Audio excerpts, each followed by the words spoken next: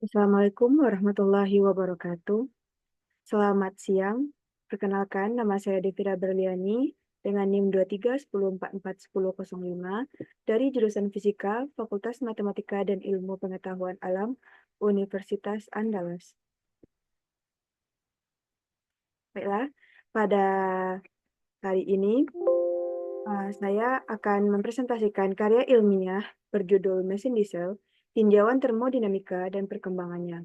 Kita akan membahas bagaimana prinsip kerja mesin diesel ditinjau dari aspek termodinamika, serta bagaimana mesin ini berkembang dan digunakan dalam kehidupan nyata.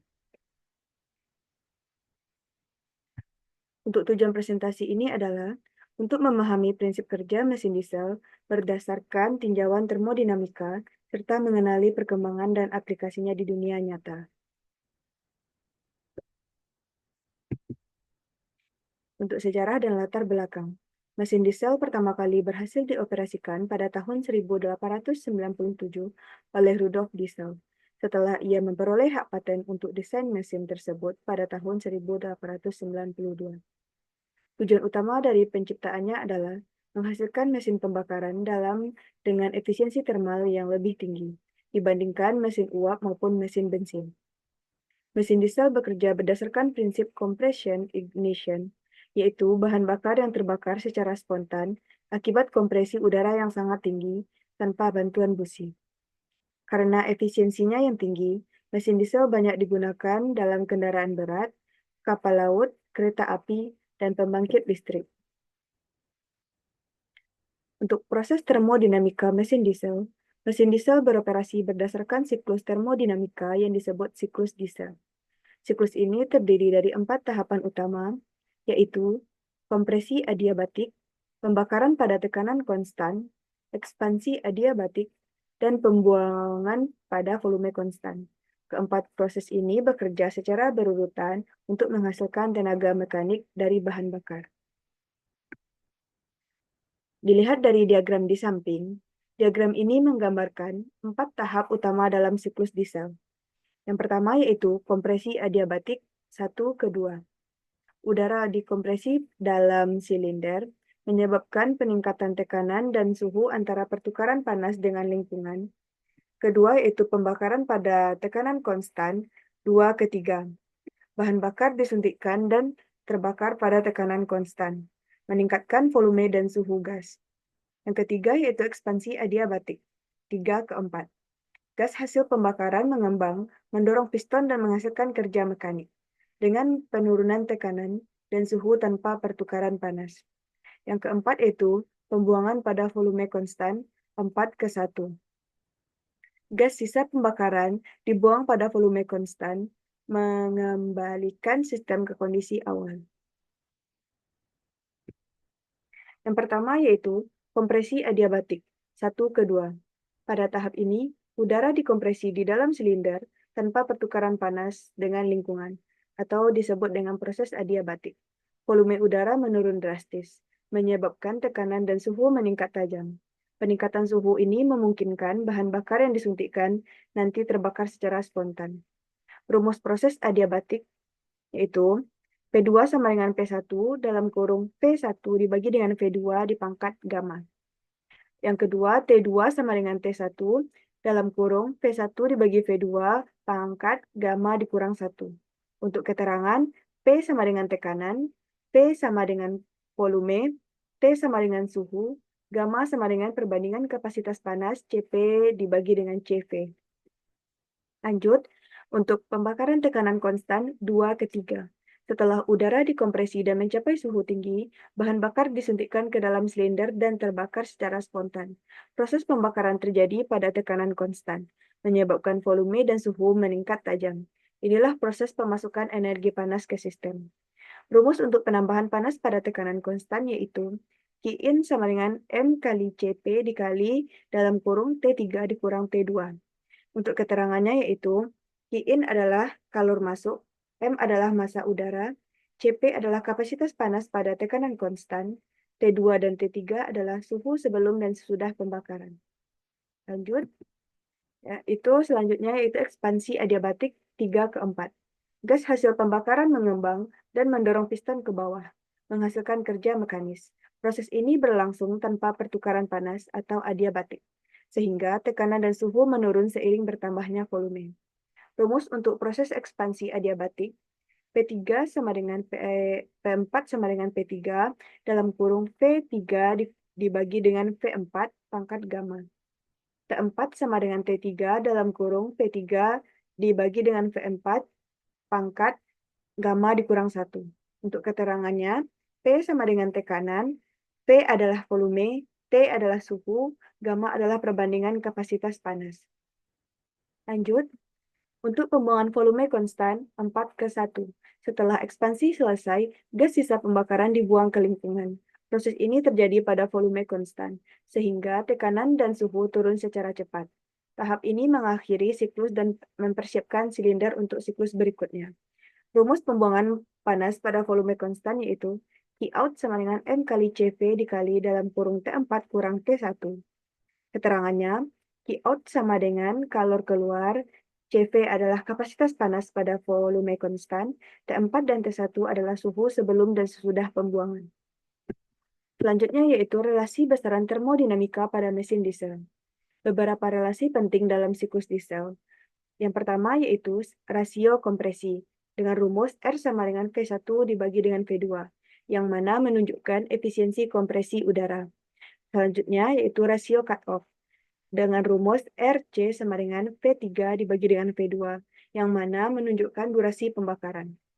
Lanjutnya yaitu rasio panas spesifik, yaitu rumusnya gamma sama dengan CP dibagi dengan CV, yang dimana itu tergantung pada jenis gas. Relasi ini menentukan kondisi temperatur dan tekanan pada setiap titik dalam siklus. Dalam siklus mesin diesel, terdapat beberapa relasi penting antara besaran-besaran termodinamika yang menjelaskan hubungan antara tekanan, volume, dan suhu. Berikut adalah beberapa relasi utama.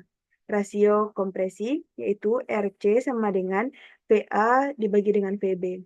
Rasio cut-off, atau rasio pemotongan, RV sama dengan VC dibagi VB. Rasio ekspansi, RE sama dengan VD dibagi VC sama dengan VA dibagi dengan VC. Selanjutnya, hubungan suhu dan rasio volume, TC dibagi dengan TD sama dengan RC dibagi dengan RV, pangkat gamma dikurang 1.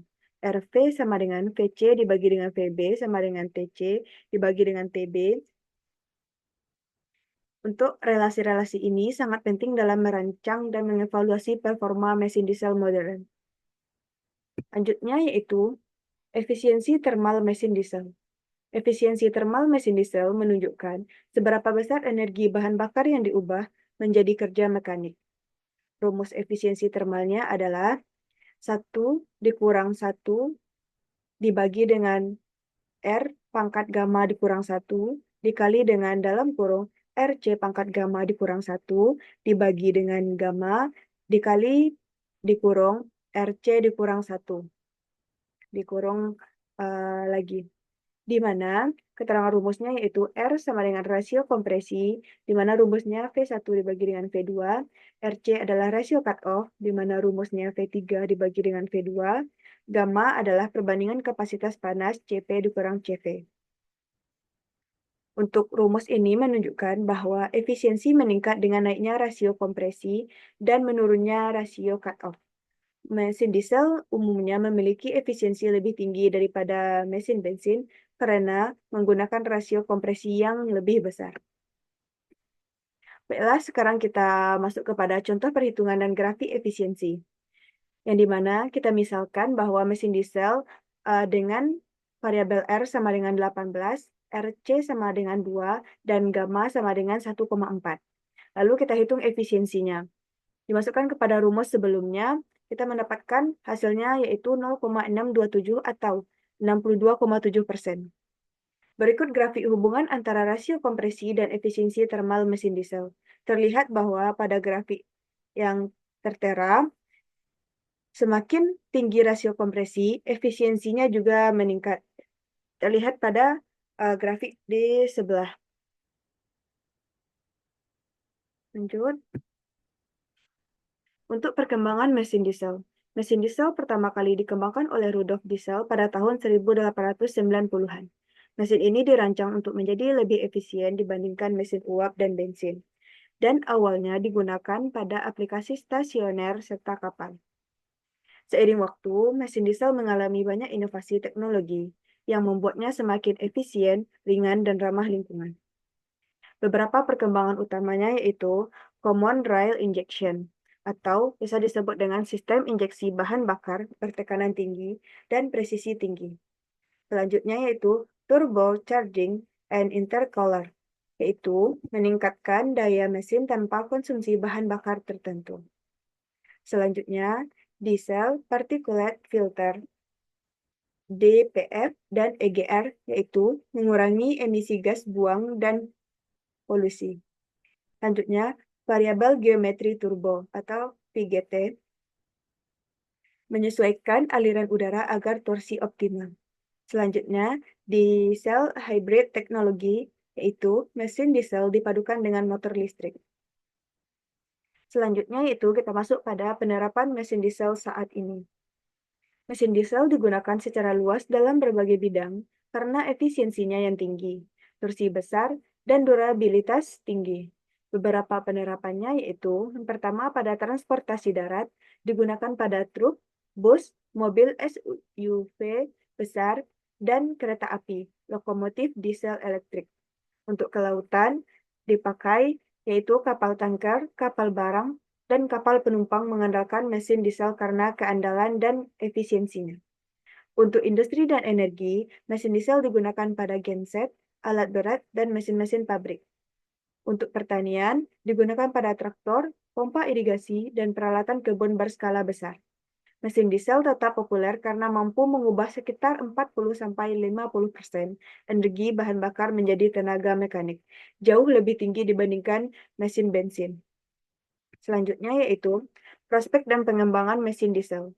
Di tengah tuntutan efisiensi dan pengurangan emisi, mesin diesel terus berkembang dengan mengadopsi teknologi modern yang lebih ramah lingkungan.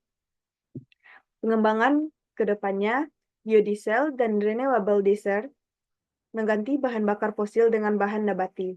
Teknologi diesel hybrid menggabungkan mesin diesel dengan motor listrik, cocok untuk truk logistik dan bus perkotaan. All-controlled combustion, sistem pembakaran yang dioptimalkan secara otomatis dengan kecerdasan buatan.